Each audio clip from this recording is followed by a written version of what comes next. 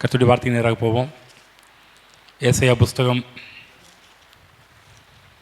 54ஆம் அதிகாரம் 10ஆம் வசனத்தை சேர்ந்து படிப்போம். மலைகள் விலகினாலும் பர்வதங்கள் நிலை பெயர்ந்தாலும் என் கிருபை உன்னை விட்டு விலகாமலும் என் சமாதானத்தின் உடன்படிக்கை நிலை பெயராமலும் இருக்கும் என்று உன்மேல் மனதுருகுகிற கர்த்தர் சொல்லுகிறார். கடைசி வரை தான் பார்க்க போகின்றோம். உன்மேல் மனதுருகுகிற கர்த்தர் சொல்லுகிறார். அதாவது பொதுவாக கிறிஸ்துவ ஜனங்கள் என்ன பண்ணுறாங்கன்னா, பழைய ஏற்பாட்டு கடவுள் ரொம்ப கொடூரமானவர், புதிய ஏற்பாட்டில் இயேசு வந்த பிற்பாடு தான் அவர் அன்புள்ளவராக மாறிட்டார் என்று சொல்லி அப்படி சொல்கிறாங்க. கிடையாது. அவர் பழைய ஏற்பாட்டிலே அன்புள்ளவர் தான், புதிய ஏற்பாட்டிலே அன்புள்ளவர் தான். அவர் நேற்றும் இன்றும் என்றும் மாறாதவர். நம்ம ஒருவேளை அப்போ ரொம்ப கோபக்காரராக இருந்தார், இப்போ கொஞ்சம் மாறிட்டாருன்னு நம்ம ஏதோ சொல்லலாம். ஆனால் பழைய ஏற்பாட்டு காலம் முழுக்க முழுக்க நீங்கள் படித்து பார்த்தீங்கன்னா தேவனுடைய இரக்கம், கிருபை, தயவு, மனதுருக்கத்தை பார்க்க முடியும்.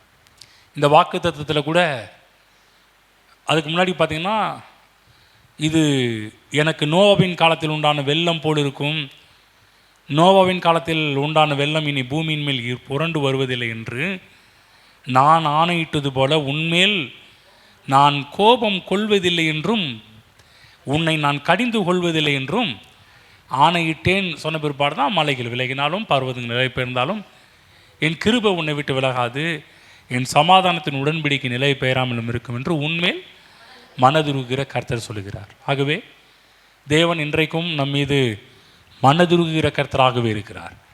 நன்றாக புரிந்து கொள்ள வேண்டும். தேவனை இந்த விதத்தில் நாம் கற்றுக்கொள்ள வேண்டும்.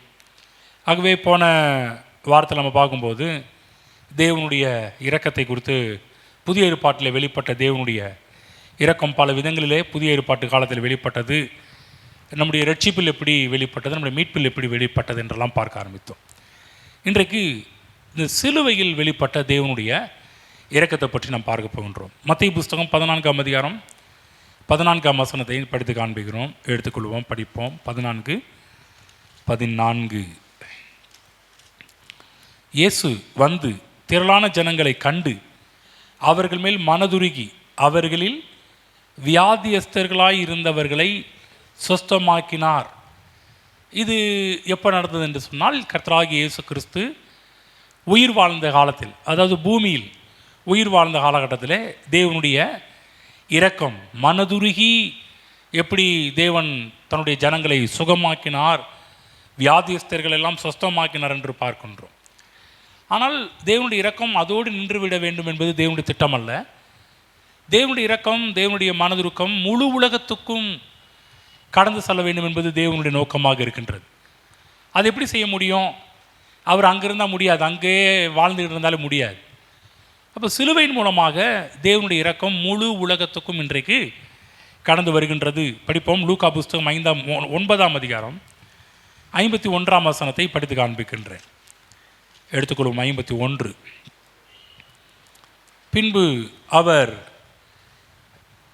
எடுத்துக்கொள்ளப்படும் நாட்கள் சமீபித்த போது அவர் எருசலேமுக்கு போக தமது முகத்தை திருப்பி என்று பார்க்கிறோம்.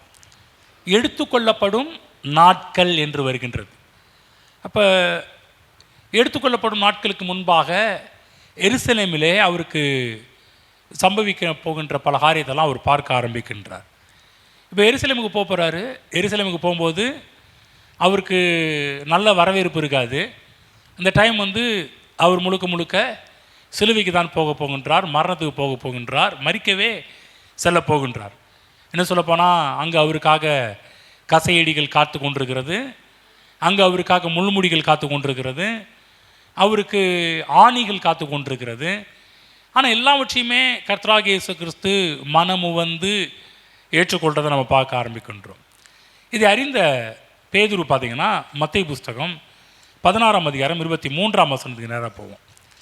இப்போ பாருங்கள், 16:23 இயேசு கிறிஸ்து, அதுக்கு முன்னாடியே பார்த்திங்கன்னா 21 படிக்கிறேன்.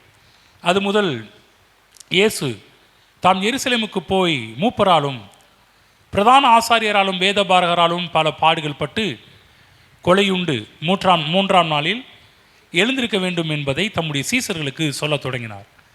அப்பொழுது பேதுரு அவரை தனியே அழைத்து கொண்டு போய், ஆண்டவரே, இது உமக்கு நேரிடக்கூடாதே, இது உமக்கு சம்பவிப்பது இல்லை என்று அவரை கடிந்து கொள்ள தொடங்கினான்.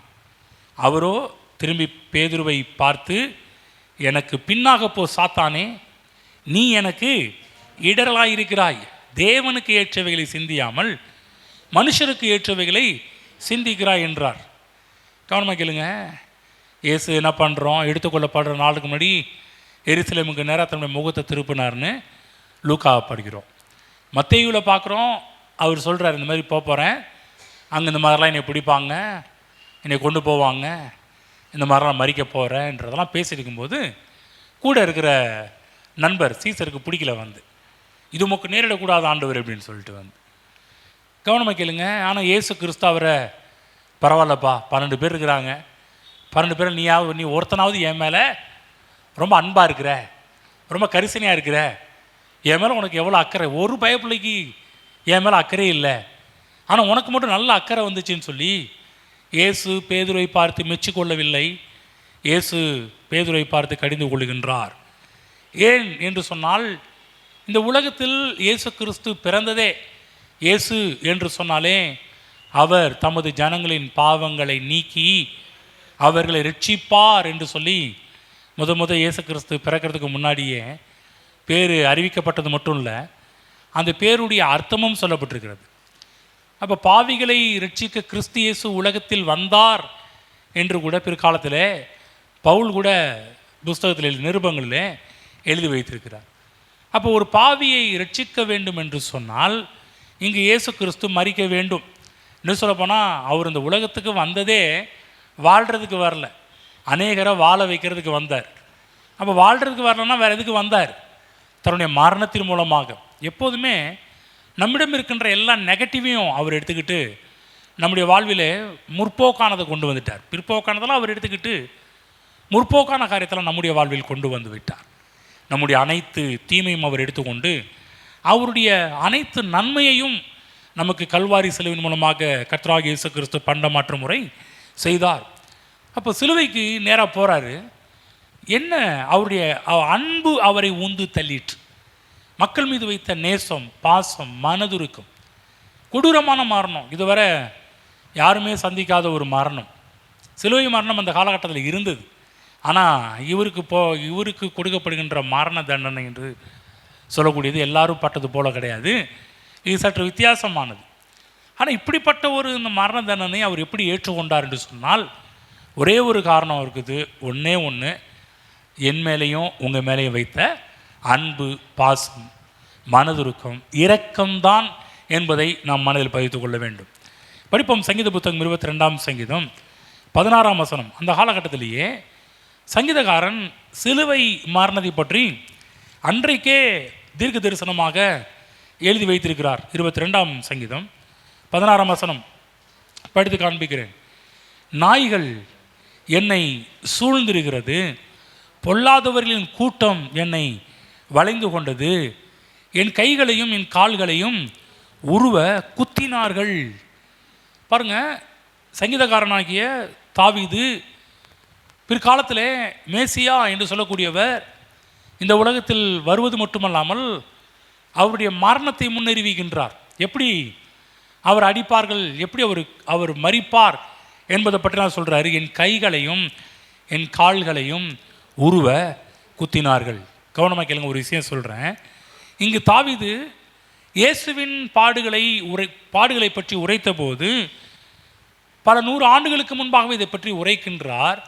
ஆனால் உரைக்கின்ற காலத்தில் ஆச்சரியமான ஒரு காரியம் என்னவென்று சொன்னால், இப்படிப்பட்டதான ஒரு மரணம் தாவீதின் நாட்களிலே இருந்ததாக சரித்திரம் இல்லை. இன்னும் சொல்லப்போனால் தாவீதுக்கு சிலுவை மரணம் என்ற ஒன்றை பற்றி தாவீதுக்கு தெரியவே தெரியாது. தாவீதுக்கு தெரியாது, ஆனால் தேவனுக்கு நன்றாகவே தெரியும். ஏன்னா மரத்தினால் ஏற்பட்ட சாபத்தை மரத்தினால் தேவன் முடிவு கட்ட வேண்டும் என்று திட்டம் வைத்திருந்தார்.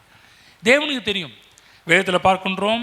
கலாத்தியர் புஸ்தகம் 4ஆம் அதிகாரம் 5ஆம் வசனத்தில் பவுல் பிற்காலத்தில் இதை பற்றி ஒரு இயேசு கிறிஸ்துவனுடைய மரணத்தை பற்றிய ஒரு வெளிப்பாடோடு எழுதுகிறாரு. என்ன சொல்கிறாருன்றதை படித்து காமிக்கிறேன். கலாத்தியர் 4ஆம் அதிகாரம் 5ஆம் வசனம். காலம் நிறைவேறின போது ஸ்திரீனிடத்திற்கு பிறந்தவரும் நியாயப்பிரமாணத்திற்கு கீழானவருமாகிய தம்முடைய குமாரனை தேவன் அனுப்பினார். இந்த இடத்துல போடப்பட்டிருக்கிற ஒரு வார்த்தை காலம் நிறைவேறின போது. எல்லாரும் சொல்லுங்கள், காலம் நிறைவேறின போது. ஆமென். அந்த டைம், கரெக்ட் டைம், அந்த நேரம். ஏன், எதுக்காக அந்த நேரம், என்ன நேரம்?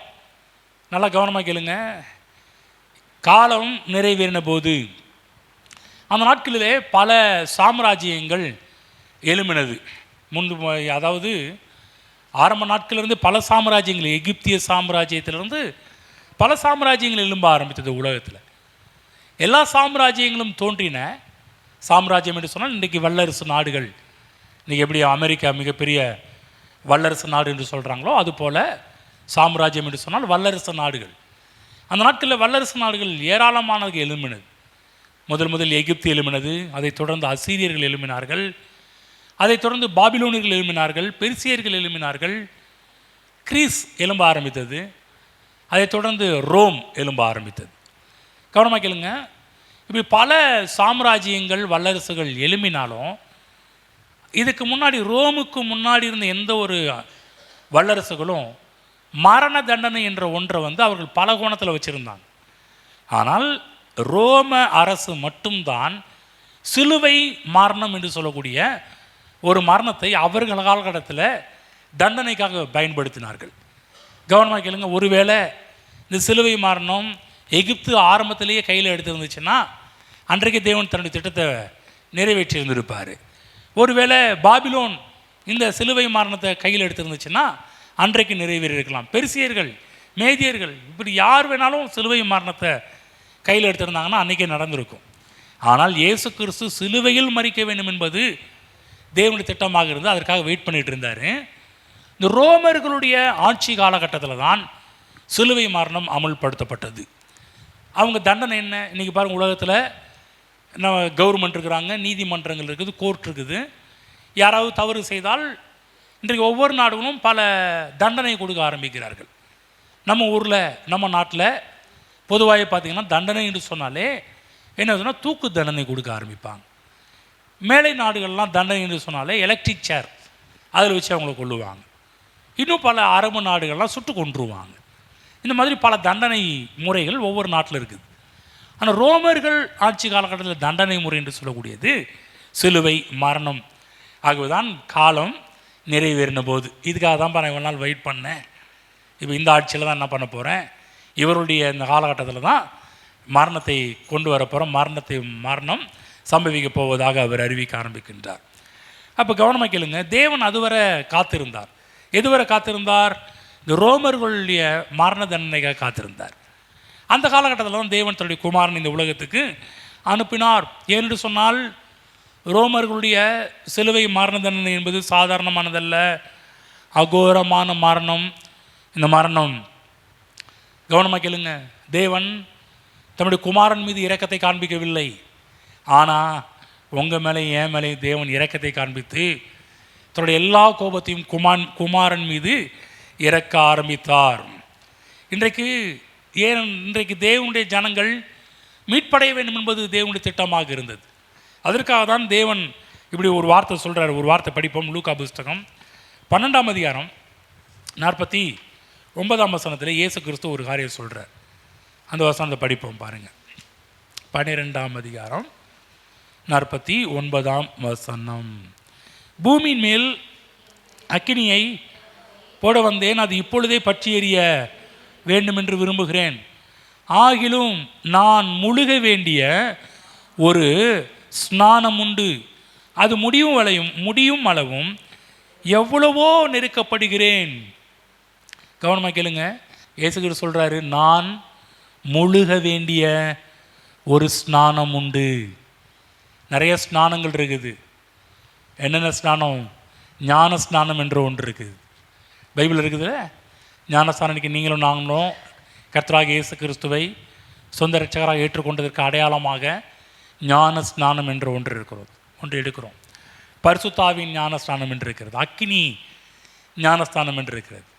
இந்த இடத்துல பார்க்குறோம், இயேசு கிறிஸ்து சொல்கிறாரு, நான் முழுக வேண்டிய ஒரு ஸ்நானம், ஒரு குளியல். என்ன குளியல்? இரத்த குளியல். சொல்லுங்கள், இரத்த குளியல். உச்சந்தலையிலிருந்து உள்ளங்கால் வர அவருடைய சரீரத்தில் இரத்தம் இல்லாத இடம் என்று ஒன்றுமே இல்லை. எல்லா இடத்திலும் இரத்தம் வழிந்தது. அந்த ஸ்நானம் நான் முழுக வேண்டிய ஒரு ஸ்நானம் என்று இயேசு கிறிஸ்து சொல்கிறார். நான் முழுக வேண்டிய ஒரு ஸ்நானம் உண்டு, அது முடியும் அளவும் எவ்வளவோ நெருக்கப்படுகிறேன். இந்த ஸ்நானத்தை நீங்களும் நானும் எடுக்க முடியாது. இந்த ஸ்நானம் எனக்கு உங்களுக்கு உரியது கிடையாது. இந்த ஸ்நானம் ஒரே ஒருத்தருக்கு உரியது. அவர் மட்டும்தான் அந்த ஸ்நானம் பண்ண முடியும். அது யாரென்றால் கர்த்தராகிய இயேசு கிறிஸ்து. மனுக்குலம் மீட்பு பெற வேண்டும் என்று விரும்பினால் அவர் இந்த ஸ்நானத்தை எடுத்தே ஆக வேண்டும். அதை சொல்கிறார். இது முடியும் அளவும் நான் எவ்வளவோ நெருக்கப்படுகிறேன் என்று இங்கு இயேசு கிறிஸ்து சொல்கிறத பார்க்குறோம். ஒரு முறை இயேசு கிறிஸ்து பாருங்கள், கெத்செமனே தோட்டத்தில் ரோமர்களால் பிடிக்கப்பட்ட போது, போர்ச்சேவர்கள் வந்து இயேசு கிறிஸ்துவை பிடிக்கும்போது பேதுரு பார்த்திங்கன்னா கையில் இருக்கிற உரையில் இருக்கிற கத்தி எடுத்து மல்குசனுடைய காதை வெட்டி போடுறான் பாருங்க. அப்போ இயேசு கிறிஸ்து சொல்கிறாரு, உன் உரையை உன் பட்டயத்தை உரையில் போடுன்றார். அது மட்டும் இல்லை, அந்த இடத்துல ஒரு காரியம் சொல்கிறாரு, ஏப்பா நான் வந்து பிதாட்ட சொல்லியிருந்தா இப்போ 72,000 தேவ தூதர்களை 12 லேகியோன் அனுப்பியிருப்பார். 72,000 தேவ தூதர்கள் எனக்காக ஒரு வார்த்தை சொன்னால் போதும், எனக்காக இந்த இடத்துல 72,000 தேவ தூதர்கள் இறங்கி இருப்பார்களே. எனக்கு தெரியாதா மடப்பையிலே அப்படின்றார். எனக்கு தெரியாதாடா, நான் இதுக்கு தான்டா வந்தேன், நான் சாகிறதுக்கு தான் வந்தேங்க. சாவை வந்து இப்படி தடை பண்ண பார்க்குறீங்க. நான் பாருங்கள், ஒரு வேத வரலாற்று ஆசிரியர் சொல்கிறாரு, உலகத்தின் ஒட்டுமொத்த தேவ தூதர்களுமே அங்கே தான் இருந்தாங்களாம். எதுக்காக அங்கே இருந்தாங்களாம்? அவர் அப்படின்னு ஒரு வார்த்தை சொல்லிட்டோம் அப்படின்றதுக்காக. கவனமாக கேளுங்க, ஒரு ஆர்டருக்காக, ஒரு வார்த்தைக்காக. அவர் ஒரு வார்த்தை சொன்னால் போதும் அவ்வளவு கோபகாரமாக இருந்தாங்களாம். ஏன்னா இங்கு தேவன் அடிக்கப்படுவதை பார்த்து அவங்க எல்லா தூதர்களும் அவ்வளவோ ஒரு ஆக்ரோஷத்தில் ஆவேசத்தில் இருந்தாங்களாம். ஒரு ஆர்டருக்காக. ஒரு ஆர்டர் மட்டும் பிறப்பிக்கப்பட்டிருந்ததுன்னு சொன்னால், இன்றைக்கெல்லாம் என்ன பாம், இன்றைக்கெல்லாம் என்ன ஏவுகண்ண, இந்த உலகமே ஒன்றும் இல்லாத வாங்கியிருப்பாங்க எல்லா தேவ தூதர்களுமே. ஆனால் இயேசு கிறிஸ்து சொல்கிறார், பேதுருவே பட்டயத்தை உரையில் போடுப்பா, இதுக்காக நான் வரல. அப்படின்னா நான் வேறு மாதிரி சாம்ராஜ்யத்தை உருவாக்கியிருப்பேன். சண்டை போகிறதுக்காக வரல. இந்த உலகத்தில் நீ வாழ வேண்டும் என்பதற்காக நான் சாக வந்திருக்கிறேன், மரிக்க வந்திருக்கின்றேன். படிப்போம். மத்தேயு 26ஆம் அதிகாரம் 53ஆம் வசனத்தை படித்து காண்பிக்கிறேன், எடுத்துக்கொள்வோம். மத்தேயு 26:53 படித்து காமிக்கிறேன். எல்லாரும் எடுத்துக்கொள்ளுங்க, படித்து காமிக்கிறேன். நான் இப்பொழுது என் பிதாவை வேண்டிக் கொண்டால் அவர் 12 லேகியோனுக்கு அதிகமான தூதரை என்னிடத்தில் அனுப்ப மாட்டார் என்று நினைக்கிறாயா? சொல்கிறார். 12னா ஒரு லேகியோன் என்றால் 6,000. அவர் சொன்ன 6,000 × 12 72,000 சொன்னேன். அப்போ இயேசு கிறிஸ்து தன்னை பாதுகாத்து கொள்ள விரும்பவில்லை. ஏன், எதற்காக என்று நீங்கள் இயேசுகிட்ட கேட்டிங்கன்னா, இயேசு கிறிஸ்து சொல்லுவார், உன் மேலே வச்ச இரக்கம்பா, உன் மேலே வச்ச பாசம், உன் மேலே வைத்த அன்பு. அப்போ இயேசு கிறிஸ்து நம் மீது வைத்த அன்பு தான் அவரை சிலுவை மரணத்துக்கு நேராக உந்தி தள்ளிற்று. பாசம், நம்ம மேலே வச்ச பாசம். அது நம்ம உலகத்தை பார்த்து சொல்கிறோம், இயேசு உன்னை நேசிக்கிறார்னு சொல்கிறோம். நீ இயேசு என்னை நேசிக்கிறார், ஜீசஸ் லவ்ஸ் யூன்னு சொல்கிறோம். எதுக்காக இந்த வார்த்தை சொல்கிறோம்? உன்னை நேசித்ததுனால தான் இந்த உலகத்துக்கு அவர் இறங்கி வந்தார். உன்னை நேசித்ததுனால தான் நீ மரிக்க வேண்டிய அந்த இடத்துல அவர் மரித்தார். நீ பாடுபட வேண்டிய இடத்துல அவர் பாடுபட்டார், நீ நொறுக்கப்பட வேண்டிய இடத்துல அவர் நொறுக்கப்பட்டார். உனக்காக எல்லாவற்றையுமே செய்து முடித்தாரே, எது நிமித்தமாக? அன்பு நிமித்தமாக. ஆகவே இயேசு உங்களை நேசிக்கிறார் என்று சொல்லுகிறோம். இன்றைக்கு கூட தேவ பிள்ளைகளே, இன்றைக்கு விசுவாசிகள் கூட அநேக நேரத்தில் தேவனுடைய அன்பை மறந்து விடுகிறார்கள். கவனமாக கேளுங்க, இன்றைக்கும் இயேசு உங்களை நேசிக்கிறார். அன்றைக்கு மட்டும் இல்லை, கல்வாரிக்கு போனது மட்டும் இல்லை, அந்த அன்பு அன்றையோட முடிஞ்சிருச்சுன்னு கிடையாது. இப்போப்பா அவ்வளோதான் முடிஞ்சிருச்சு, இனிமேல் நான் நேசிப்பேன்னு எதிர்பார்க்காதுன்னு சொல்லலை. அன்றைக்கு அன்பு ஆரம்பிச்சிச்சு. இன்றைக்கும் ஒவ்வொரு நாளும் தேவன் என் மீது வைத்த அன்பு பொங்கிக்கிட்டே இருக்குது. பொங்கி பொங்கி பாட்டுப்பா, பொங்கி பொங்கி பொங்கி பொங்கி பொங்கி வழியுதேன்ற மாதிரி தான் இன்றைக்கும் தேவனுடைய அன்பு, இரக்கம், மனதுருக்கம் எல்லாம் என் மீது அதிகமாகி கொண்டே இருக்கிறது. இன்றைக்கு நீங்களும் நானும் தேவனுடைய அன்பின் பாதுகாப்புக்குரியவர்களாக இருக்கின்றோம். ஆகவே பார்க்குறோம், பிதாவின் சித்தத்திற்கு கெத்செமனே தோட்டத்திலே அவர் தன்னை அர்ப்பணித்த ஒரு காட்சியெல்லாம் பார்க்கும்போது ரொம்ப ஆச்சரியமாக இருக்குது. இதில் 42ஆம் வசனத்தை படித்து காண்பிக்கின்றேன். 26:42. அவர் மறுபடியும் 2ஆம் தினம் போய், என் பிதாவே, இந்த பாத்திரத்தில் நான் பானம் பண்ணினான் ஒழிய இது என்னை விட்டு நீங்க கூடாததாகில் உம்முடைய சித்தத்தின்படி ஆக கடவுது என்று ஜெபம் பண்ணினார். கவனமாக கேளுங்க, ஒரு பெரிய ஒரு பாத்திரம். இந்த பாத்திரத்தில் என்ன இருந்துச்சு அப்படின்னு சொன்னால், இந்த பாத்திரத்தில் ஆதாமுடைய பாவம், ஆதாமுடைய சாபம், ஆதாம் பாவ சாபத்தின் மூலமாக இந்த உலகத்தில் வந்த வியாதி ரோகங்கள் எல்லாம் அந்த பாத்திரத்தில் தான் இருந்துச்சு. மரணம் அந்த பாத்திரத்தில் இருந்துச்சு. ஆதாமும் ஏவாளும் விலக்கப்பட்ட மரத்தின் கனியை சாப்பிட்டது நாள் அது நிமித்தமாக வந்த சாறு இந்த முழு உலகத்தையும் பாதித்து கொண்டிருந்த எல்லா காரியமும் அதில் தான் இருந்துச்சு. வந்து வேதம் சொல்கின்றது, பாவத்தின் சம்பளம் மரணம் என்ற ஒரு காரியம். ஆகவேதான் இயேசு கிறிஸ்து இந்த பாவத்தின் சம்பளமாகிய மரணத்தை ருசி பார்க்க விரும்பினார். பிதாவாகிய தேவன் அதை பருகும்படி இயேசுவை கட்டாயப்படுத்தினார். கொஞ்ச நேரம் கொஞ்சம் அவருக்கு வந்து இது ரொம்ப கஷ்டமாச்சேன்னு யோசிக்கும்போது டக்குன்னு சுதாரிச்சிட்டார். நான் இதுக்கு தானே வந்தேன், கொஞ்சம் அன்பில், அந்த அன்பில் கொஞ்சம் டிஸ்டர்ப் பண்ணுற மாதிரி வந்துச்சு. இல்லை இல்லை இல்லை, ஆகிலும் பிதாவே உம்முடைய சித்தத்தின்படியே கடவுது. ஆகவே தேவனுடைய இரக்கம் அதை குடிக்க தன்னை அர்ப்பணித்தது. அவரை பிடிக்க வந்து சேவகர்கள்ட்ட பார்த்து கேட்கிறாரு, யாரை தேடுகிறீர்கள்?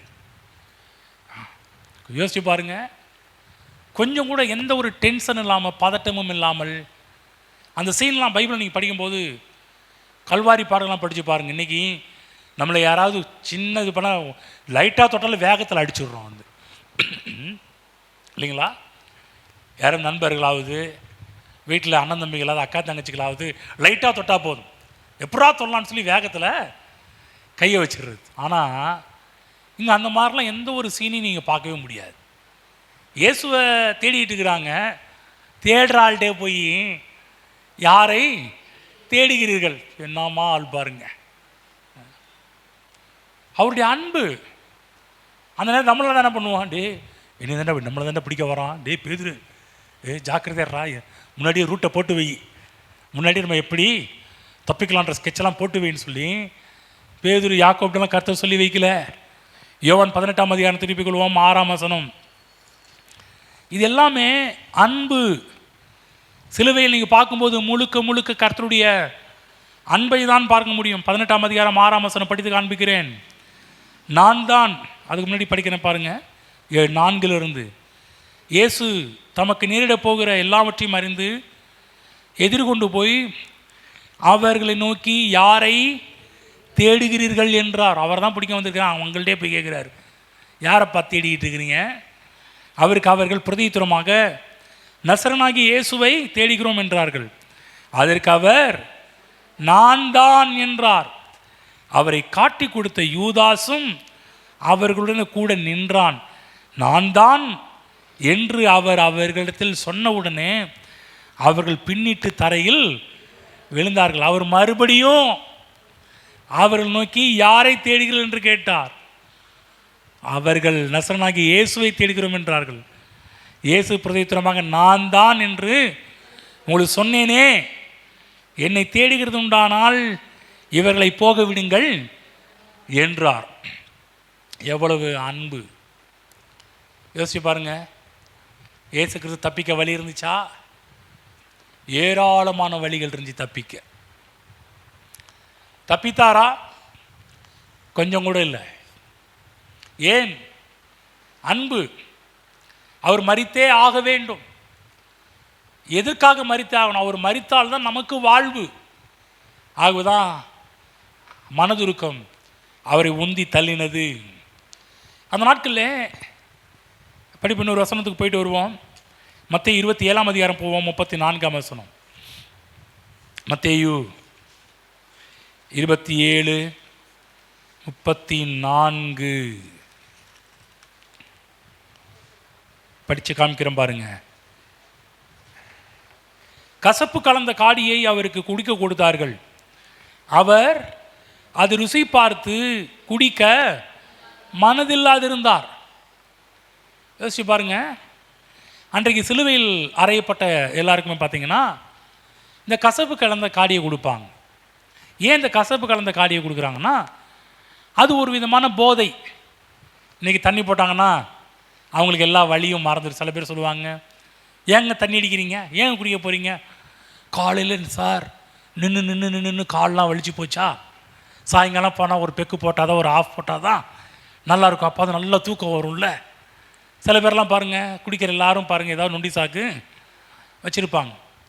அந்த நாட்களில் சிலுவை மானத்தில் இருக்கிற எல்லாருமே குடிப்பாங்களாம். கல்வாரி சிலுவையில் தொங்கிட்டு இருக்கும்போது இதை குடிக்க கொடுப்பாங்க. எதுக்காக? வலியை மறக்க வேண்டும் என்பதற்காக. சொல்லப்போனால் ஒரு பெயின் கில்லர் மாதிரி.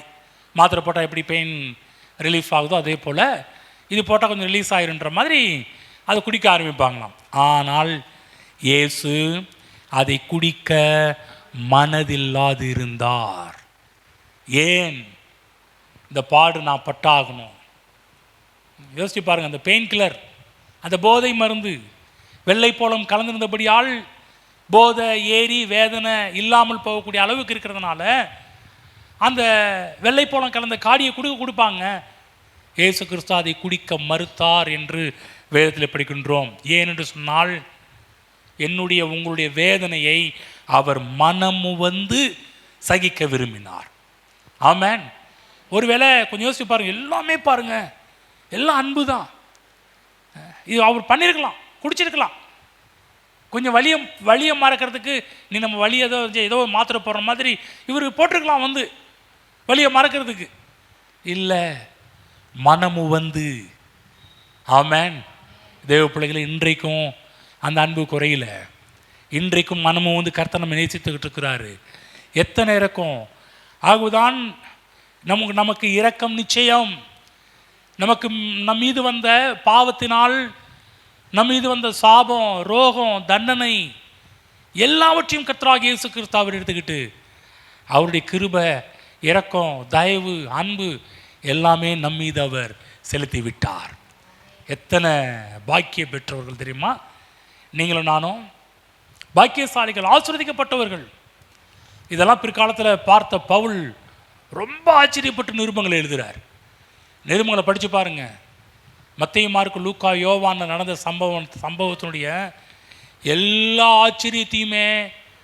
ஆச்சரியமான விஷயங்கள் எல்லாவற்றையுமே பவுல் என்று சொல்லக்கூடிய ஒரு மனிதன் 14 நிருபத்தில் எழுதி வச்சிருக்கிறார். சிலுவையில் என்ன நடந்தது, சிலுவையில் இயேசு கிறிஸ்து ஏன் சிலுவைக்கு போனார், சிலுவையின் மறுபக்கம் என்ன என்கிற எல்லா நியூஸுமே நீங்கள் தெரிந்து கொள்ள வேண்டும் என்றால் நிருபங்களுக்கு சென்றாக வேண்டும். நிருபங்கள் தான் எல்லாத்தையுமே சொல்கிறாங்களே. அப்படி அக்கு வேற ஆணி வேற பாட்டா கழட்டி பேசுகிற மாதிரி பவுல் எல்லாவற்றையுமே போதிச்சிருக்கிறார். சிலுவையின் மறுபக்கத்தில் நடந்த விஷயம் என்ன என்கின்ற விஷயத்தை எல்லாவற்றையுமே. ஆமென். புரிஞ்சுக்கணும். மத்தேயு, மார்க்கு, லூக்கா, யோவானோடு முடிச்சிடாதீங்க. அது எப்படி நடந்துச்சு என்ற சம்பவம். ஆனால் இது ஏன், எதற்காக என்றெல்லாம் பின்னாடி படிக்கும்போது தெரியும். ஒரே சொல்கிறாரு, அவர் இரக்கத்தில் ஐஸ்வர்யம் உள்ளவர். அவர் இரக்கத்தில் ஐஸ்வர்யம் உள்ளவர். இதெல்லாம் ஒற்றுமே பவுல் பார்த்து சொல்கிற ஒரு காரியம். அவருடைய இரக்கத்தை பார்க்கும்போது, ஓ அது எவ்வளோ வச்சாலும் அள்ள முடியாதுப்பா, அது மெஷர்மெண்ட்டே இல்லை. இரக்கத்தில் ஐஸ்வர்யம் உள்ளவர் அவர். ஆழம் கண்டுபிடிக்க முடியாத ஐஸ்வர்யம் அந்த இரக்கத்தில் இருக்கிறது என்பதை பவுல் நமக்கு பிற்காலத்தில் லெட்டர்ஸ் எழுதும் போதெல்லாம் அதை எடுத்து காமிச்சிருக்கிறார். அடுத்தது சிலுவையில் மட்டுமல்ல, வியாதி நேரத்தில் கூட தேவன் இரக்கமுள்ளவராக இருக்கிறார். வியாதி ஒரு அழிவின் சக்தி. இந்த அழிவின் சக்தியாகிய வியாதியை கர்த்தராகிய இயேசு கிறிஸ்து சிலுவையிலே வாங்கி கொண்டார். ஆமென். சிலுவையில் என்ன நடந்தது? ஏசாயா 53:4 பாருங்க. இதெல்லாம் நடக்கிறதுக்கு முன்னாடியே முற்காலத்திலேயே இப்படிப்பட்ட மரணம் என்றெல்லாம் ஒன்று இருக்கிறது என்று அவங்களுக்கு தெரியவே தெரியாது. சங்கீதக்காரனாகிய தாவீதுக்கும் தெரியாது, ஏசாயாவுக்கும் தெரியாது. ஆனால் அவர்கள் ரோமர்களுடைய ஆட்சி காலகட்டத்தில் நடக்கப் போகின்ற எல்லா காரியத்தையுமே விலாவாரியாக பேசியிருக்கிறாங்க. 53:4 அவர் மெய்யாகவே அவர் நம்முடைய பாடுகளை ஏற்றுக்கொண்டு நம்முடைய துக்கங்களை சுமந்தார், நாமோ அவர் தேவனால் அடிபட்டு வாதிக்கப்பட்டு சிறுமைப்பட்டவர் என்று எண்ணினோம். கவனமாக கேளுங்க, தமிழ் மொழிபெயர்ப்பு சரியாக இல்லை. இதற்கு எபிரேய பதத்தில் போடப்பட்டிருக்குது.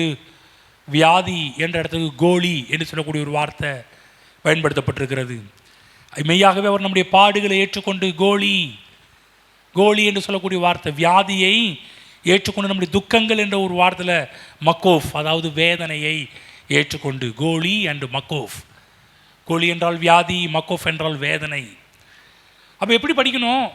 மெய்யாகவே இயேசு நம்முடைய வியாதிகளை ஏற்றுக்கொண்டு நம்முடைய வேதனைகளை சுமந்தார். ஆமென். நன்றாக கவனி. கல்வாரி சிலுவையில் நடந்த விஷயம் என்ன? உலகத்தின் ஒட்டுமொத்த வியாதிகளை சுமந்த இடம் கல்வாரி சிலுவை. ஆமென். இன்றைக்கு நீங்கள் படுகின்ற வியாதி, இந்த உலகத்தில் மக்கள் படுகின்ற எல்லா வியாதிகளையும் கர்த்தராகிய இயேசு கிறிஸ்து கல்வாரி சிலுவிலே சுமந்து விட்டார், சுமந்து தீர்த்து விட்டார். என் வேதனைகளை சுமந்து தீர்த்து விட்டார். எங்கே சுமந்து தீர்த்தார்? கல்வாரி சிலுவிலே அவர் சுமந்து தீர்த்து விட்டார். எதில் சுமந்து தீர்த்தார்? சரீரத்திலே சுமந்து தீர்த்தார். ஆமென். நன்றாக புரிந்து கொள்ளுங்கள். என்னுடைய வியாதி பலவீனங்களை அவர் எடுத்துக்கொண்டார். ஆகவேதான் 5 படிக்கின்றோம்.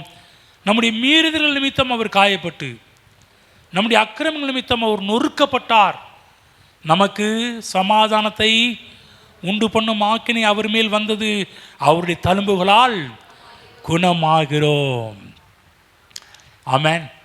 எல்லாரும் சொல்லுங்க, இயேசுவின் தழும்புகளால் நான் குணமானேன், நாம் குணமாகிறோம். ஆமென். எவ்வளவு காரியம் பாருங்க. வியாதியெல்லாம் அவர் எடுத்துக்கிட்டார், மீறுதல் எடுத்துக்கிட்டார், அக்கிரமத்தெல்லாம் அவர் எடுத்துக்கிட்டார், நம்முடைய எல்லா விதமான பிற்போக்கெல்லாம் அவர் எடுத்துக்கிட்டு அவரிடம் இருக்கின்ற எல்லா நன்மைகளையும் கர்த்தராகிய இயேசு கிறிஸ்து கல்வாரி சிலுவிலே எனக்கு உங்களுக்கும் பண்டமாற்று செய்திருக்கிறார். ஆமென். ஆகவேதான் பைபிளில் போடப்பட்டது, கர்த்தர் மேல் உன் பாரத்தை வைத்து விடு, அவர் உன்னை ஆதரிப்பார், நீதிமானை ஒருபோதும் தள்ளாட விட மாட்டார். ஆமென். இயேசு கிறிஸ்து நம்முடைய எல்லா காரியத்தையும் அவர் வாங்கிக்கிட்டார்.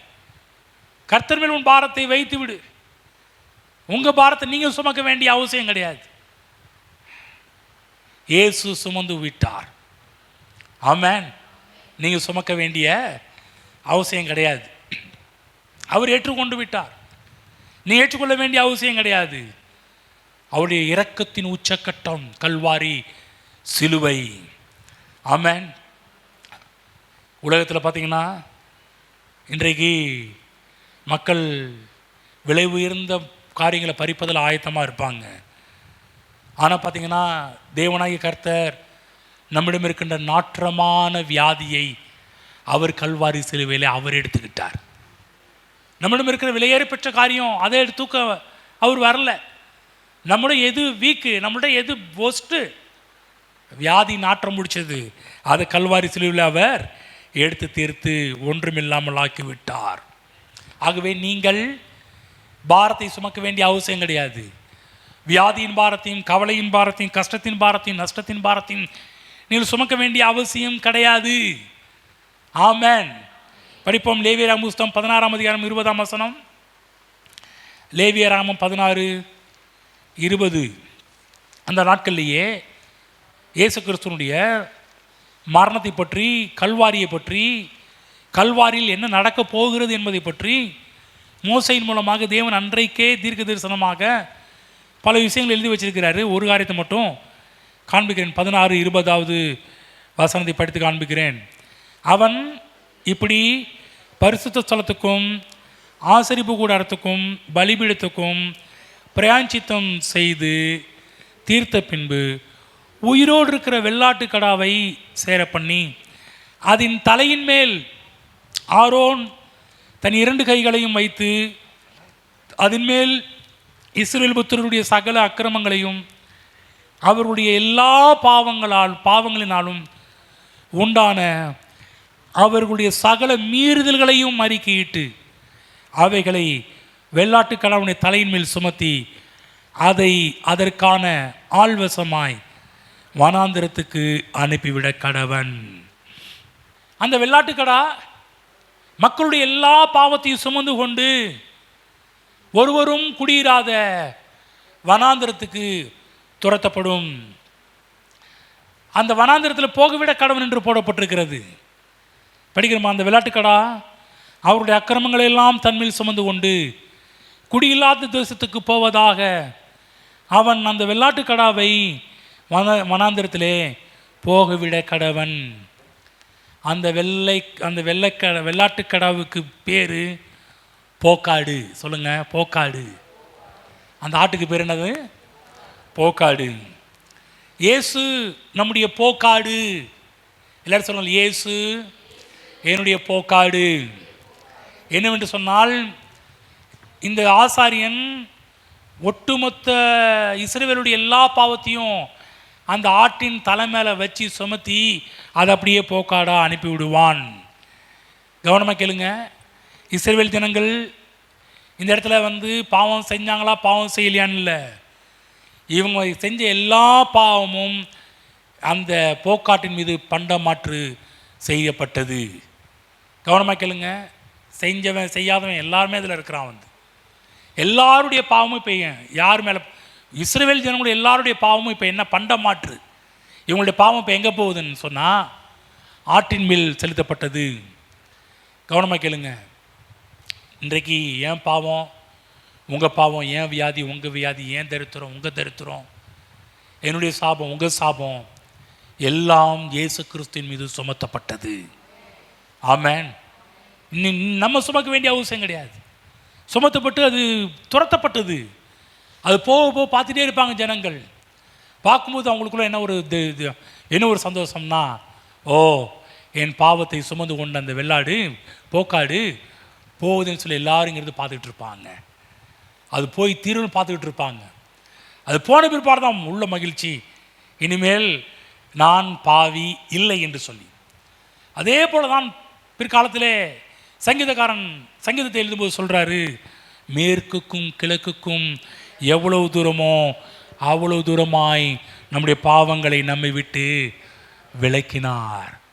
கவனமாக கேளுங்க. மேற்குக்கும் கிழக்குக்கும், வடக்குக்கும் தெற்குக்கும் சொல்லலை, மேற்குக்கும் கிழக்குக்கும் இன்றும் தூரம் கண்டுபிடிக்க முடியவில்லை. மெஷர்மெண்ட் அதுக்கு அளவிடப்படவே இல்லை.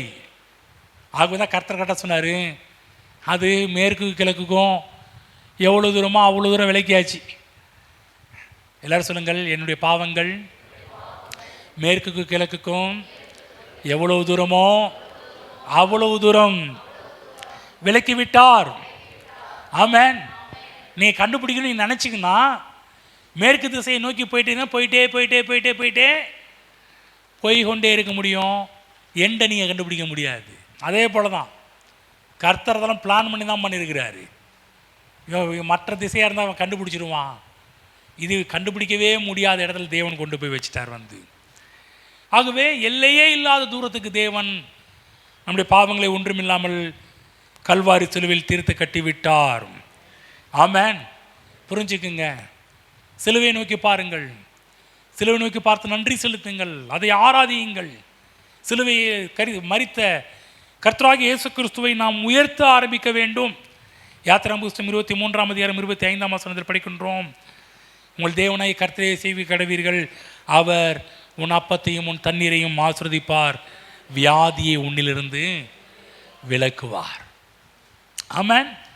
ஆகதான் தேவனுடைய இரக்கங்கள் எல்லாம் நம் மீது கொட்டப்பட்டதுனால் இன்றைக்கு வியாதிக்கு காரணமாக இருந்த பாவத்தையும் இயேசு கல்வாரி சிலுவையில் ஒன்றுமில்லாமல் ஆக்கி அவர் சொல்கிறார், வியாதியை உன்னிலிருந்து விலக்குவேன். சொல்லுவோம், வியாதியை என்னிலிருந்து விலக்குவார். ஆமென். அது மட்டுமல்ல, நரகத்திலும் தேவனுடைய இரக்கம் வெளிப்பட்டது. என்னங்க நரகத்திலையா? கவனமாக கேளுங்க. நரகத்தில் இரக்கம் வெளிப்பட்டுச்சுன்னா அங்கே இருக்கிற பிசாசுகள் கிடையாது, அங்கே நடந்த விஷயத்தை சொல்கிறேன், அப்போ தெரியும். மத்தேயு 27ஆம் அதிகாரம் 46ஆம் வசனம். மத்தேயு 27:46. இங்கு கர்த்தராகிய இயேசு கிறிஸ்து கல்வாரி சிலுவையில் மொழிந்த ஒரு வார்த்தை, இயேசு கிறிஸ்து சொன்ன 7 வார்த்தையில் ஒரு வார்த்தை இங்கு பேசப்படுகின்றது. 27ஆம் அதிகாரம் 46ஆம் வசனம். 9ஆம் மணி நேரத்தில் இயேசு ஏலி ஏலி லாமா சபத்கானி என்று மிகுந்த சத்தமிட்டு கூப்பிட்டார். அதற்கு, என் தேவனே என் தேவனே ஏன் என்னை கைவிட்டீர் என்ற அர்த்தமாம். இங்கு பிதாவாகிய தேவன் கர்த்தராகிய இயேசு கிறிஸ்துவை கைவிட்டார். ஏன்? இயேசுவுக்கு இரக்கம் காண்பிக்கப்படவில்லை.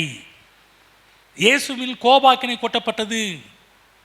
அது நிமித்தமாக பைபிளில் போடப்பட்டது, தேவன் பாவத்தை பார்க்காத சுத்த கண்ணர்.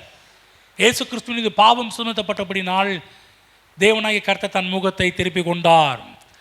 நம்முடைய மீறுதல் நிமித்தம் இயேசு காயப்பட்டார், நம்முடைய அக்கிரமங்கள் நிமித்தம் இயேசு நொறுக்கப்பட்டார். நமக்கு சமாதானத்தை உண்டு பண்ணும் ஆக்கினை, சமாதானத்தை உண்டு பண்ணும் ஆக்கினை. யாருக்கு சமாதானம்? எனக்கும் தேவனுக்கும் உண்டான சமாதானம். ஏன் சமாதானம் இல்லை? எனக்கும் தேவனுக்கு ஏன் சமாதானம் இல்லை? பாவத்தின் நிமித்தமாக நான் மனிதன் தேவனை விட்டு பிரிந்து விட்டான். இப்போ எனக்கும் தேவனுக்கு சமாதானம். பைபிளை பார்க்கணும் இல்லையா? உன்னதத்தில் இருக்கிற தேவனுக்கு மகிமையும், பூமியிலே சமாதானமும், மனுஷன் மேல் பிரியமும். பாருங்க, கவனமாக கேளுங்க. பூமியிலே சமாதானமும். பூமியிலே சமாதானம்னா உங்கள் குடும்பத்தில் சமாதானம், அங்கே சமாதானம், இங்கே சமாதானம் இல்லை. சமாதானம் என்று சொன்னால் தேவனுக்கும் உனக்கும் முதல்ல சமாதானம் உண்டாக வேண்டும். எனக்கும் தேவனுக்கும் சமாதானம் கரெக்டாக இருந்துச்சுன்னா நம்ம எல்லா விதத்திலும் சமாதானமாக இருக்க முடியும். அப்போ இயேசு கிறிஸ்துவை பிதாவாகிய தேவன் ஆக்கினைக்குட்படுத்தினார். தேவ கோபாக்கினை இயேசு மீது கொட்டப்பட்டது, சிலுவையிலே கொட்டப்பட்டது. கவனமாக கேளுங்க. இயேசு கிறிஸ்துவை போர் சேவகரால் பிடிக்க முடியாது. பிடிக்க வந்தாங்க, யாருனே கொலப்ஸ் ஆயிடுச்சு. அவரே தான் சொன்னார், நான் தான் என்ன நீங்கள் தேடி இருக்கிற ஆள் நான் தான் அப்படின்னு சொல்ல ஆரம்பித்தார். அவர் விஷயம் கவனமாக கேளுங்க. இங்கு இயேசு கிறிஸ்துவை யாரும் கொள்ளலை.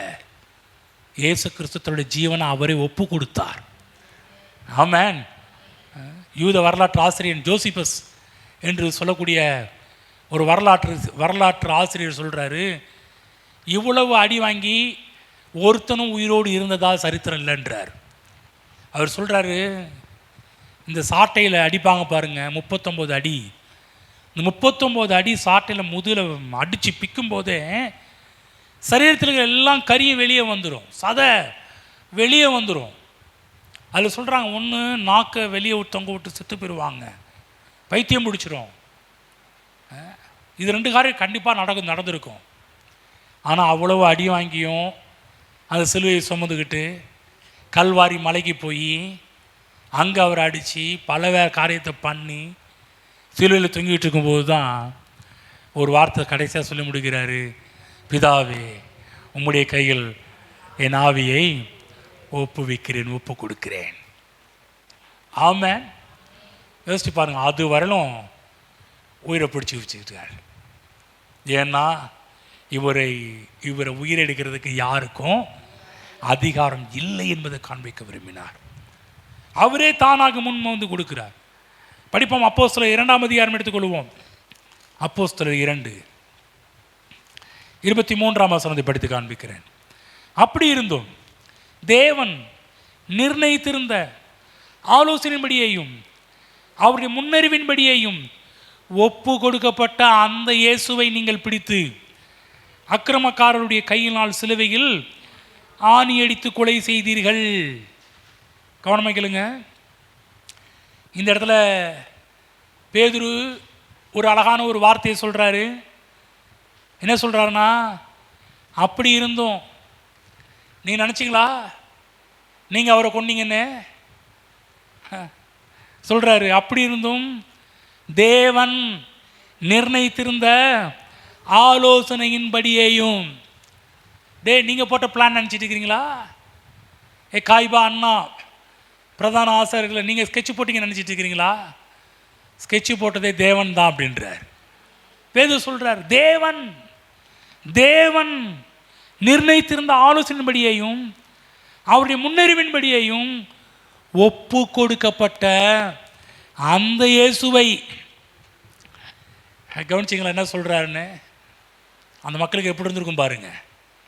நிறைய பேர் நினச்சிருப்பான், நம்ம தான்டா பிளான் பண்ணி இயேசுவை தூக்கணும், இதுக்கு எவ்வளோ வேலை செஞ்சோம், என்னென்ன வேலை செஞ்சோம். ஆனால் இங்கே நடந்தது எல்லாமே இவன் பாட்டுக்கு இந்த பிரசங்க ஏற்பாட்டுக்கு இப்படி சொல்கிறானே. கடைசியில் பார்த்தீங்கன்னா இதில் 3000, இந்த பிரசங்கத்தில் 3000 பேர் ரட்சிக்கப்படுறாங்க. சிலுவை மரணத்தை எங்கள் அழகாக காண்பிக்கிறார். கவனமாக கேளுங்க, பைபிளில் போடப்பட்டிருக்குது இந்த இடத்துல ஒப்பு கொடுக்கப்பட்ட இயேசு. ஆமென். ஒப்பு கொடுக்கப்பட்டவர். சிலுவை பாடுகளுக்கு பிதாவாகிய தேவன் நரகத்துக்கும் இயேசுவை ஒப்பு கொடுத்தார். சிலுவையிலே மரணத்துக்கு மட்டுமல்ல, மரித்து இப்போ அவர் நரகத்துக்கும் போகணும். ஏன் என்று சொன்னால், நீங்களும் நானும் நரகத்துக்கு அப்பாயின்மெண்ட் பண்ணப்பட்டவர்கள். நம்முடைய முடிவு என்ன தெரியுங்களா? நம்முடைய முடிவு நரகம், பாதாளம். இந்த உலகத்தில் பாவம் செய்தவனுடைய ஒவ்வொருடைய முடிவும் ஃபைனல் ஜட்ஜ்மெண்ட் என்னென்னா நரகம்தான் தலையெழுத்து. எப்படி வேணாலும் வாழலாம், முடிவு நரகம்தான். ஆனால் இந்த நரகத்திலிருந்து தப்பக்கூடிய ஒரே ஒரு வழி கர்த்தராகிய இயேசு கிறிஸ்து. இவரை யார் யாரெல்லாம் விசுவாசிக்கிறார்களோ அவர்கள் நரகத்துக்கு தப்புகிறார்கள். கவனமாக கேளுங்க, இயேசு என் பாவத்தை எடுத்துக்கொண்டது மட்டுமல்ல, என் வியாதி, என் தரித்திரத்தை எடுத்துக்கொண்டது மட்டுமல்ல, அவருடைய அன்பு அவரை நான் செல்ல வேண்டிய நரகத்திற்கு தேவன் இயேசு சென்றார். நரகத்துக்கு அவர் இயேசு கிறிஸ்து சென்றார். நாம் போக வேண்டிய நரகத்துக்கு நம்முடைய சார்பில் நமக்கு பதிலாக இயேசு நரகத்துக்கு சென்றார். மத்தேயு 27ஆம் அதிகாரம் 57ஆம் வசனம் படித்து காண்பிக்கிறேன். கவனமாக கவனியுங்கள். தேவனுடைய இரக்கத்தை பற்றி பேசிட்டு வரோம். 27:57ஆம் வசனத்தை படித்து காமிக்கிறேன். சாயங்காலமான போது இயேசுவுக்கு சீசனும் ஐஸ்வர்யவானுமாய் இருந்த யோசேப்பு என்னும் பேர் கொண்ட அரிமத்திய ஊரானான ஒரு மனுஷன் இருந்தான். பிலாத்துவினிடத்தில் போய் இயேசுவின் சரீரத்தை கேட்டான். அப்பொழுது சரீரத்தை கொடுக்கும்படிக்கு பிலாத்து கட்டளை இட்டான். கவனமாக கேளுங்க, சாயங்காலமான போது என்று பார்க்கிறோம். ஏனென்றால் அவர் மரித்து விட்டார். இப்போ அவருடைய ஆவி எங்கே சென்றது? அவருடைய ஆவி பாதாளம் சென்றது. கவனமாக கேளுங்க, மத்தேயு 12ஆம் அதிகாரம் 20ஆம் வசனம். மத்தேயு 12:20. யோனா இரவும் பகலும் 3 நாள் ஒரு வறிய மீனின் வயிற்றில் இருந்தது போல மனுஷகுமாரனும் இரவும் பகலும் 3 நாள் பூமியின் இதயத்தில் இருப்பார். பூமியின் யூதர்கள் நரகத்தை என்ன சொல்லி அழைப்பார்கள் என்று சொன்னால், பூமியின் இருதயம் என்று நரகத்தை அழைப்பார்கள். கவனமாக கேளுங்க, தமிழில் பூமியின் இருதயம் என்று வந்திருக்கிறது. யூதர்கள் நரகத்தை எப்படி அழைப்பார்கள் சொல்லி பூமியின் இருதயம் என்று அழைப்பார்கள். இந்த இடத்துல புறப்பட்டிருக்குது, எப்படி யோனா இரவும் பகலும் மீனின் வயிற்றில் இருந்தாரோ அதே போல் மனுஷகுமாரனாக இயேசு 3 நாள் பூமியின் இருதயத்தில் இருப்பார். எதில்? நரகத்தில் இருப்பார். ஆமென். கவனமாக கேளுங்க, நரகம் வேதனையான இடம், கொடுமையான ஒரு இடம். பைபிள் நம்ம பார்த்தோம் இல்லையா? ஐஸ்வர்யவான் லாசரு கதையிலே அவியாத ஒரு அக்கினி, ஒரு சொட்டு தண்ணீர். ஐஸ்வர்யான் கேட்குறான், ஆபிரகாம் மடியில் இருக்கிற லாசருவை பார்த்து, ஆபிரகாம்டா லாசருவே, அவன் கையில் ஒரு தொட்டு தண்ணியை எடுத்து நாக்கில் உடுப்பா. அவியாத அக்கினி ஜுவாலைக்குள் இயேசு 3 நாள் இருந்தார். கவனமாக கேளுங்க. யோனா அவனுடைய கீழ்ப்படியாமையினால் மீனின் வயிற்றிலே செல்ல ஆரம்பித்தான். இங்கு கர்த்தராகிய இயேசு கிறிஸ்து ஆதாமின் கீழ்ப்படியாமையினால் இப்போ மீனின் வயிற்றிலே, கவனமாக கேளுங்க, இவர் கீழ்ப்படியாமல் போகல. முப்பாட்டன் ஆதாம் செய்த தவறு, அந்த தவறெல்லாம் அவர் எடுத்துக்கிட்டு, மனு வர்க்கத்தின் பாவத்தெல்லாம் அவர் எடுத்துக்கிட்டு, நம்முடைய கீழ்ப்படியாண்மை நிமித்தமாக பூமியின் இருதயம் என்று சொல்லக்கூடிய நரகத்துக்கு அவர் சென்றார். ஒரு நாள் வந்தது, பிதாவாகிய தேவன் 3 நாள் முடித்த உடனே சொல்கிறாரு, இன்று நான் உம்மை ஜெனிப்பித்தேன், இவர் என்னுடைய நேசகுமாரன், இன்று நான் உம்மை ஜெனிப்பித்தேன் என்று சத்தம் பரலோகத்திலிருந்து கேட்கும்போது, போதும் உன் வேலை முடிஞ்சிருச்சு, இனிமேல் நீ மேலே ஏறி வரலான்னு சொல்லும்போது, பைபிளில் பார்க்குறோம், நரகத்தில் ஒரு பெரிய ஒரு அமளி உண்டானுச்சான். அமளியில் பெரிய ஒரு யுத்த காலமே உண்டானுச்சா பாருங்க. பந்தான்னாராம், நரகத்தின் சேனைகளை ஒன்றுமில்லாமல் ஆக்கினாராம், நரகத்தின் சக்திகளை ஒன்றுமில்லாமல் ஆக்கினாராம் பாருங்க. ஒரு வேத வல்லுநர் சொல்கிறாரு, எப்படி தோற்று போனவங்களை கரும்புலி செம்புலி குத்தி கழுது மேலே கொண்டு வச்சு ஏற்றி பண்ணுவாங்களோ, அப்படிப்பட்ட ஒரு அவமானம் பிசாசுகளுக்கு நரகத்தில் உண்டானது என்று பார்க்கிறோம். ஒரே ஒரு வசனம் படித்துட்டு அடுத்த வாரம் தொடருவோம். எபேசியர் 4ஆம் அதிகாரம் 9ஆம் வசனம் படித்து காமிக்கிறேன். 4:9. ஏறினார் என்பதினாலே அவர் அதற்கு முன்னே பூமியின் தாழ்விடங்களில் இறங்கினார் என்று விளங்குகிறது அல்லவா. இறங்கினவரே, எங்கே இறங்கினவர்? நரகத்தில் பாதாளத்துக்கு இறங்கினவரே, எல்லாவற்றையும் நிரப்பத்தக்கதாக எல்லா வானங்களுக்கும் மேலாக உன்னதத்திற்கு ஏறினவருமாய் இருக்கிறார்.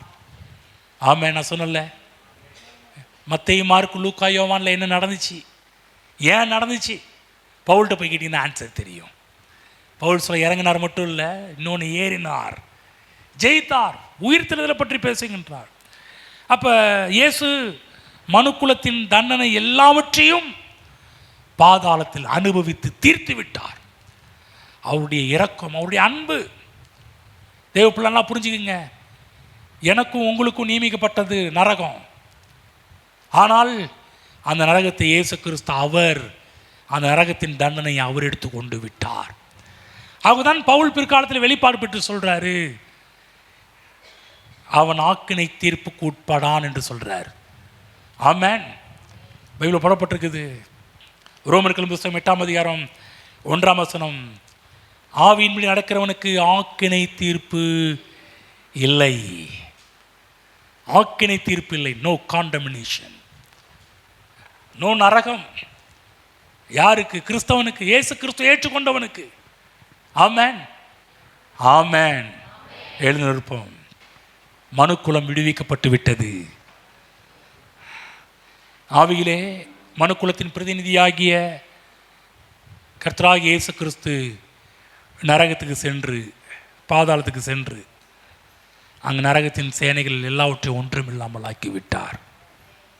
இயேசு கிறிஸ்து சொன்னார், பிதாவாகிய தேவன், நீரனுடைய நேசகுமாரன் என்று நான் உம்மை ஜெனிப்பித்தேன், மறுபடியும் அவருக்கு பிதாவாயிருப்பேன் என்று அவர் எனக்கு குமாரனாக இருப்பார் என்று எபிரேயர் 1:5 சொல்லப்பட்ட பிரகாரமாகவே நடந்தது.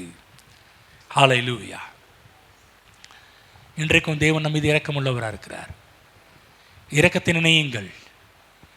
தேவனுடைய இரக்கத்துக்காக நன்றி செலுத்துங்கள், அன்பிற்காக நன்றி செலுத்துங்கள், அன்பை புகழுங்கள், பாடுங்கள், கொண்டாடுங்கள். ஆமென். சபைக்கு வரும்போதெல்லாம் கல்வாரியை நினைத்து பார்த்தால் உருகாதோ நெஞ்சம், நெகிழாதோ உள்ளம். அப்படி தான் இருக்கும் கல்வாரியை பார்க்கும்போது. தேவ பிள்ளைகளே, அது நடந்த விஷயம் அன்பு, இரக்கம். அதை பார்க்கும்போது, கல்வாரியை பார்க்கும்போது, அது எனக்கான தண்டனை, அங்கே நான் இருக்கணும், கல்வாரியில் நான் இருக்கணும். அவருடைய அன்பு இரக்கம் எனக்காக அவர் காயப்பட்டார், அவர் நொறுக்கப்பட்டார், அவர் தண்டிக்கப்பட்டார். ஏன்? ஒரே ஒரு ரீசன், அன்புப்பா. ஆமென். எல்லாரும் சொல்லுங்க, இயேசு என் மீது அன்பாக இருக்கிறார். அவருடைய அன்பு, அவருடைய இரக்கம் குறைந்து போகவே இல்லை, அது பெருகிக் கொண்டே இருக்கிறது. இன்றைக்கும் நான் என் தேவனால் நேசிக்கப்படுகின்றேன். என்னை நேசிக்கிற கர்த்தர் உண்டு. நான் கவலைப்பட மாட்டேன். என்னை ஒருபோதும் தள்ளாட விட மாட்டார். ஹல்லேலூயா. கரங்களை தட்டி கர்த்தரை வாழ்த்துவோம். Praise the Lord.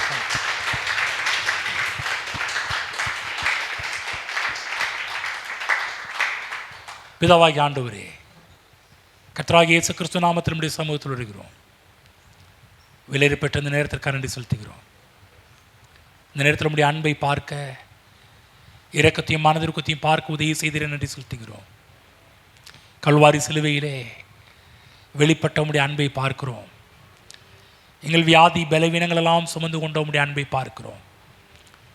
நரகத்தில் நாங்கள் செல்ல வேண்டிய அவியாத அக்கினி கடல், அங்கு நீர் சென்று நரகத்தின் பாதாளத்தையும் வேதாளத்தையும் ஜெயித்து 3ஆம் நாள் உயிர் தெழுந்தது மட்டுமல்லாமல் அந்த ஜெயத்தை எங்கள் கையிலே கர்த்தர் கொடுத்திருக்கிறீரே. நீர் எவ்வளவு நல்லவர் கர்த்தாவே. ஆண்டவரே, நீங்கள் ஜெயிச்சிங்க, ஆனால் அதெல்லாம் எங்கள் கையில் கொடுத்துட்டு நீ ஜெயிச்ச மாதிரிப்பா அப்படின்றீரே. உடைய இரக்கம் பெருசு ஆண்டவரே, அன்பு பெருசு ஆண்டவரே. உடைய பிள்ளைகள் ஒவ்வொரு நாளும் இந்த அன்பில் திளைக்கட்டும், அன்பில் வாழட்டும், அன்பை போற்றட்டும். உடைய அன்புக்கு நன்றியுள்ளவர்களாக இருக்கட்டும் ஆண்டவரே. உடைய அன்புக்கு பாக்கியவான்களாக தகுதியுள்ளவர்களாக இருக்கட்டும் ஆண்டவரே. அன்பை புகழட்டும் ஆண்டவரே. ஆண்டவரே, இங்கே வரும்போதெல்லாம் அன்பை எண்ணி வரட்டும் ஆண்டவரே.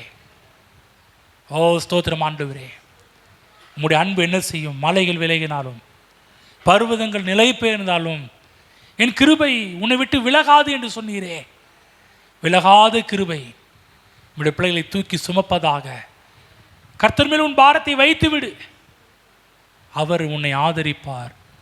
நீதிமானை ஒருபோதும் தள்ளாட விடமாட்டார் என்ற வார்த்தைக்காக நன்றி. எங்களை தள்ளிவிடாத கிருபை ஆண்டவரே. ஹல்லேலூயா. உடைய கிருபை நம்முடைய பிள்ளைகளை சூழ்ந்து கொண்டு நடத்துவதாக. நம்முடைய பிள்ளைகளுடைய தேவைகள், இயக்கங்கள் எல்லாம் நம்முடைய அன்பினால் சந்திக்கப்படுவதை நம்முடைய பிள்ளைகள் பார்க்கட்டும். அன்பின் தேவன் கூட இருக்கிறார் என்பதை உணரட்டும். அன்பினால் காரியங்கள் வாய்ப்பதை நம்முடைய பிள்ளைகள் தங்கள் வாழ்க்கையிலே ருசி பார்க்கட்டும் கர்த்தாவே. அப்போஸ்தலனாகிய பவுலை போல இவர்களும் சொல்லட்டும், அன்பு எங்களை நெருக்கி ஏவுகிறபடியால் நாங்கள் இவைகளெல்லாம் செய்கிறோம் என்று சொல்லி அப்படிப்பட்ட ஒரு பிரதானமான ஊழியத்தையும் உடைய பிள்ளைகள் செய்யட்டும் கர்த்தாவே. இப்படி செய்வதற்கு நன்றி செலுத்துகிறோம் கர்த்தர் இயேசு கிறிஸ்துவின் நாமத்தில் பிதாவே, ஆமென்.